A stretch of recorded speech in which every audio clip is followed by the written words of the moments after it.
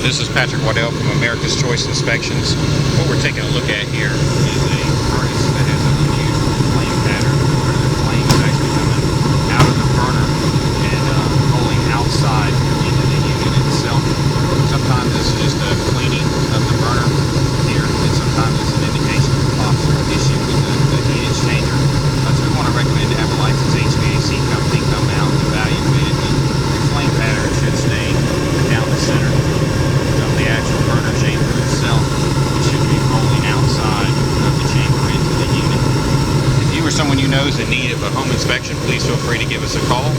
America's Choice Inspections, 704-504-9798.